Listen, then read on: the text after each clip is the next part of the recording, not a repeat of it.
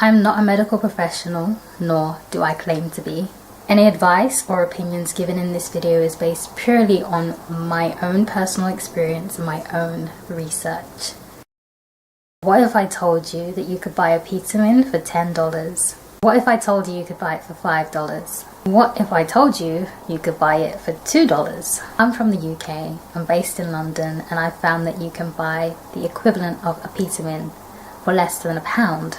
Now, depending on how much you need, you'll spend more, but it will always be less than what Apetamin is selling for online. Before I reveal the cheapest equivalent of Apetamin, let's take a look at what Apetamin actually is. If you already know what Apetamin is and you don't want to hear all of this, please skip ahead. I will put the time frames in the description below and put a time frame in right now.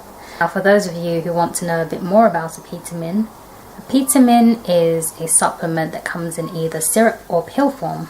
It was designed for the relief of allergies, but only over the past 5 years have people used it and documented it for weight gain. The active ingredient in Apetamin is something called cyproheptadine, also known as Periactin. What is cyproheptadine? Cyproheptadine is a first-generation antihistamine. It is used to treat allergy symptoms such as watery eyes, runny nose, sneezing, hives, and itching.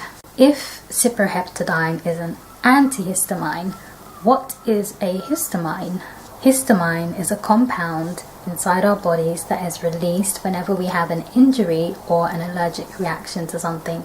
Therefore, an antihistamine is a drug or another compound that prevents the effects of histamine.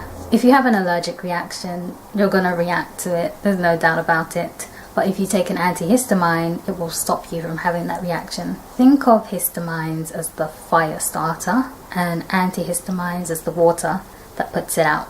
Now that we've covered all the factual stuff, I gotta tell you something. So last week, I went to the pound store and I picked up something called Periactin. I've not been tested for allergies or hay fever, but during the summertime, literally every single summertime, I get watery eyes, runny nose, I sneeze a whole lot more. So I just put it down to hay fever or allergies. And so I've always taken allergy medication. And I've taken Periactin before, but it was only ever as a one-off. I'd never taken it consistently, like every single day. But my allergies were so bad last week, or was it the week before that, whatever. It was so bad that I had to take it every single day. I took it for about 5 days. And what I realized is that my appetite went from 0 to 100 in about 2 days. And I didn't have a clue that it was the allergy medication. Before I even stopped taking it, I ruled out other things. Maybe it was that joint that I smoked. I joke. Maybe it was, my hormones, that time of the month. There was other things going on, so I had to rule out all of those. Then when I did that, I thought, what else could it possibly be? And the only thing that I've been doing differently is taking anti-allergy medication. So after 5 days, I stopped taking it, and within about 2 days, my appetite, it gradually went back to normal. And that's pretty much how I know for sure that it was the medication, because I, like I said, I ruled out everything else. It wasn't those things, and I stopped the medication, and my appetite went back to normal. So it's kind of a no-brainer, really. I've been doing a lot of research into Apetamin. I've been following other people on their journeys because, of course, I want to gain weight, but I'm not at a stage where I'm ready to do so. I'm not ready to start my weight gain journey for many reasons. So that's why I stopped taking the allergy medication, and I think unless my allergies are really bad, I'm not going to take it again because number one, I don't have the money to be buying so much food. You know how expensive it is. And number two, like I said, I got so many things going on right now. I'm busy with this, I'm busy with that. I really want to dedicate, a certain amount of time and energy and focus and, visualization, all of that stuff into my weight gain journey. I'm going to be taking it very seriously. And I feel like right now isn't the right time. So, like I said, I won't be taking it again. But I thought I'd share this with you guys because I know that there are a lot of people in the same situation, just as there are fat people, obese people, people who want to lose weight. There are obviously people who want to gain weight and who are slim figured and just want to be a bit more curvy. They might even want to be fat. And there's nothing wrong with being fat. There's nothing wrong with being fat. You know, fat is a way of describing something. It's not inherently bad. The only time that something is inherently bad is when you're unhealthy. So you can be slim and it can be a bad thing because you're not healthy. You know, you're underweight for your height and your age and your activity level. So when I say the word fat, if I say skinny, if I say whatever, it's not a bad thing. And people really need to start thinking about what they label things as, and not to, you know, go with what the media labels as. But without further ado, guys, I've got some notes on my phone and I'm just gonna read from here because there's no way I'm gonna memorize all of this. So just to give you an idea as to what my appetite was like and what my eating habits were like while I was taking Periactin, I think that's how you pronounce it, I'm not sure. I've just written on here that I went shopping at the start of the week, and in 5 days I went through 2 weeks worth of food. And like I said, I limited myself because I don't have the money to be buying a lot of food and then just eating it. It's just going and going and going just like that. So I think I could have eaten much more if I didn't limit myself. And I went from having barely 3 meals a day to having about four full meals and 2 snacks in between.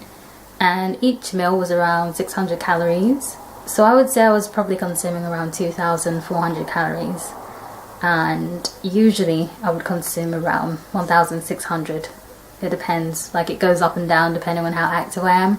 I'm quite an active person, and I say that to mean that I'm always on my feet. I don't go to the gym, I barely work out, but I'm always on the go, always walking around. I will choose to walk up the stairs, take the escalators rather than the lift. Sometimes I'm lazy, but for the most part I'm not.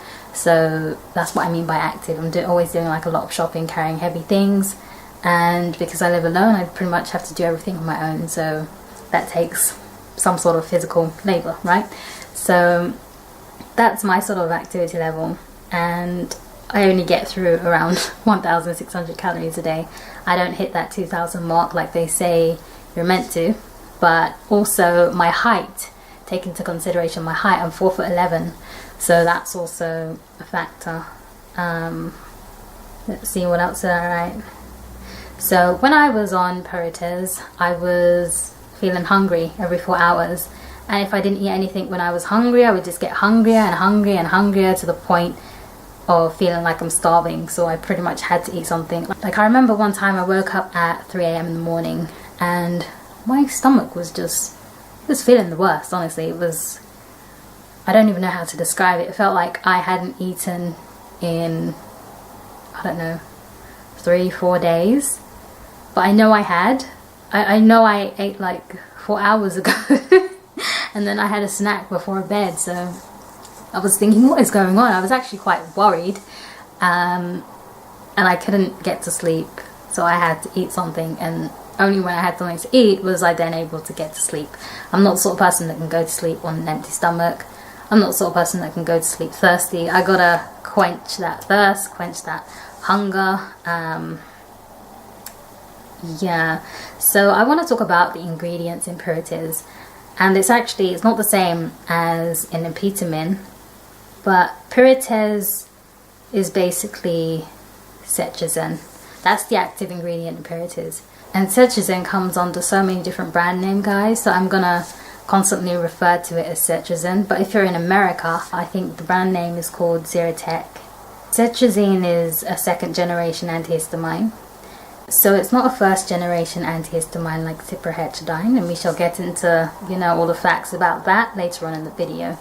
So let's see what else I wrote here. I got a bunch of things to talk about, guys, bear with me. So as I said, Cetirizine is a 2nd generation antihistamine, and it's used basically for the same things that Apetamin is used for. So that would be hay fever, allergies, and it's also used for something called angioedema and urticaria. I do not know how to say those, so forgive me if I said them wrong. You don't even need to continue watching the rest of this video, guys. Honestly, you don't, because I've told you what the alternative to Apetamin is. It's something called Periactin or Cetirizine or Zyrtec, and literally that is it. But I suggest that you continue watching because I think you'll be better off with more information. If you're into understanding and, you know, knowing and just thinking about how things work, like myself, then you'll appreciate this. So all you guys who aren't interested in how to use Cetirizine for weight gain and how to do this, and you want to go off and just, you know, do the research yourself, bye. But for all of you guys who want to continue watching this video, Lego. So I got a lot of notes here, a lot of notes, guys. Again, bear with me. So just to get things straight and not to confuse anyone, Apetamin equals cyproheptadine and Periactin equals Cetirizine. And I'm going to use these terms interchangeably. So sometimes I'll say Apetamin when I mean cyproheptadine, or cyproheptadine when I say Apetamin, and the same thing goes for Periactin or Cetirizine. So I mentioned that Cetirizine is a second generation antihistamine, and I mentioned that cyproheptadine is a first generation antihistamine. So what does that mean, and what is the difference between the two? That's what you're wondering, right? If you don't already know. So first generation antihistamines are basically the antihistamines that have been going for years and years and years. They're widely available and they are known to be quite short acting. And what I mean by that is that they have a short half-life.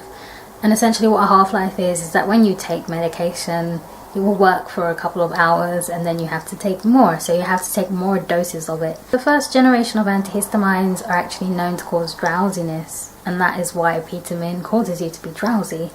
Did you ever wonder why it does that? It's because it's it's a first generation, it's old, it hasn't been revamped like the second generation of antihistamines. I'm sure a lot of you know what Benadryl is. It's a first generation antihistamine, and of course it makes people drowsy and sleepy, and it has other side effects too that I won't get into because it's quite long. We'll make a second video saying, you know, first generation versus second generation, Apetamin versus Periactin. I'll get into all of that later down the line, but let's take a look at what second generation antihistamines are. Think of second generation antihistamines as the new and improved versions of first generation antihistamines. So they were purposely developed to decrease the side effects of first generation antihistamines. They basically have the active effects of the medication. They're going to take away the allergy or whatever, you know, injury you've been through, whatever the case is. They're going to take away that without giving you the side effects, which include drowsiness, dry mouth, sedation, etc. And they also have longer half-lives, which is what I mentioned when I was talking about the first generation antihistamines. And essentially what that means is that when you take one of these second generation antihistamines, the effects of it is going to last longer. You don't have to take one every 4 hours. So essentially you can take one a day and you'll be sorted for the next 21 or 24 hours depending on the dosage and what second generation antihistamine is. So that is essentially the difference between the two. I hope I didn't bore you, and I hope it was concise and brief and all that good stuff. So moving on to the next part of my notes. So since Cetirizine is a second generation antihistamine, like I said, you only need to take one dose a day. Unlike Apetamin, you don't need to take 3 doses a day, and it definitely won't make you drowsy. I felt drowsy, but that was for different reasons. For the most part, it's not going to make you drowsy, and many people have reported that it doesn't leave them with that sort of side effect. It can happen, but that's from person to person. But in general, I would say no, it doesn't make you drowsy. Think of Apetamin as the old guy, and think of Cetirizine as the new guy. Who are you rooting for, huh? The new guy or the old guy? The new guy. Another pro about Cetirizine is that you can buy it over the counter. You don't need to get on prescription, but you can get on prescription if you want to. But you can buy it over the counter, so there's really no point unless you're in the UK and prescriptions are free. If you didn't know already, we have something called the NHS over here, which is the National Health Service, and we are entitled to free healthcare. We also have private healthcare, but if someone is dying, we won't let them die, unlike some places. If someone is dying, we're not gonna sit there and say, sorry, you don't have enough money, you do not have the insurance to pay for your healthcare, so we're gonna have to leave it. We won't do that. We will treat the person because, you know, it's healthcare. We should all be entitled to free healthcare. I think having to pay for something is just It's ridiculous, and I'm not gonna get all into it now, but it's, like I said, ridiculous. You know, we're all human beings. We deserve the right to, you know, get over whatever is ailing us, and we shouldn't have to pay for that shit. Thumbs up if you agree. So the next fact that I want to mention about Cetirizine is the fact that it is cheaper. Come on guys, you can buy Cetirizine, like I said, from so many different places. You can buy it at your supermarket, you can buy it at your local pharmacy, you could probably find it in one of those meat shops. If you're from the UK, you know what I mean. They might have a tiny section with, you know, some medication, and little do you know they have Cetirizine there, and it will cost like 89 pence or something. And because there are so many different brand names of Cetirizine, if you can't find Periactin or Zyrtec, then you can just get a different brand as long as it has the active ingredient of Cetirizine or Cetirizine hydrochloride, which is the one that I picked up. And there is something called Cetirizine dihydrochloride, and they're basically the same thing, but Cetirizine dihydrochloride has a different atom structure, and that's something you don't even need to worry about. They do the same thing.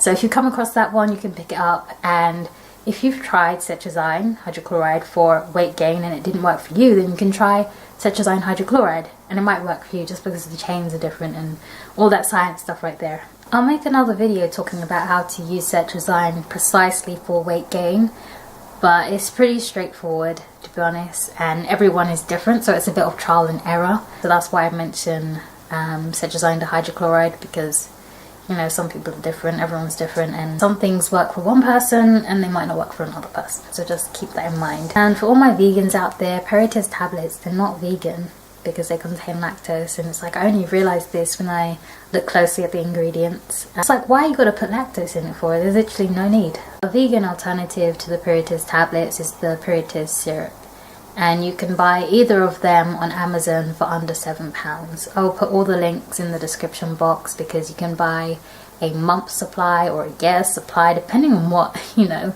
what you're going for. Like, how hard are you gonna gain? I would only think that you would need a month's supply, and I'm pretty sure you can get that for under £7 on Amazon. But yeah, just check in the description box and I'll have all of the details of where to buy it from, and, you know, alternatives and this and that and all that good information. And I'm almost done with my notes, guys, bear with me.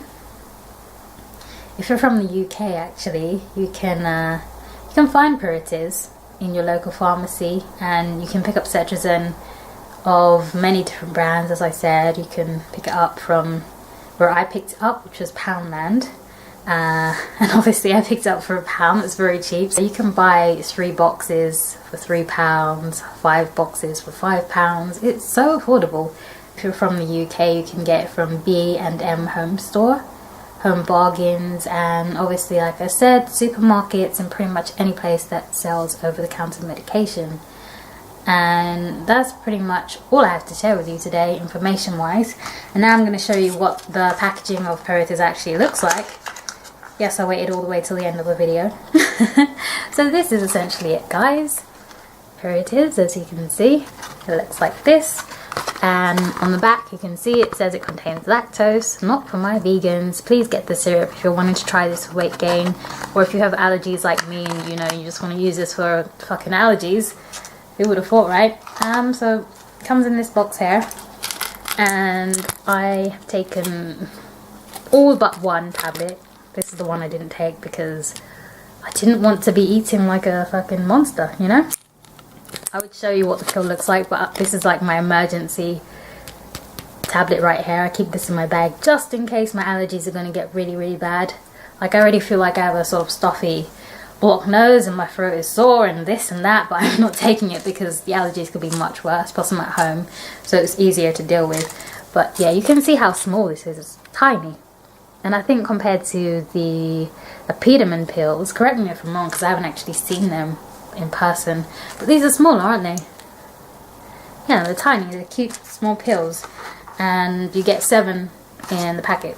So yeah, that's pretty much it. Let me just check if I have anything more to say. Yeah, that's pretty much it. I'm gonna make a video on how to use Periactin in particular for weight gain. And if you want to see that soon, please give this video a thumbs up, because I'm thinking of kind of putting that one on hold. But if people want to see it, and there's a lot of people that want to see it, then I will just consider putting it out there earlier. And yeah, thank you very much for watching. Please comment down below and let me know what you think of this video. If you have any suggestions, ideas, comments, yada yada yada, please let me know what you want to see, and I shall give it to you, because why not? I've been Vegan Babe, and thank you for watching. Bye.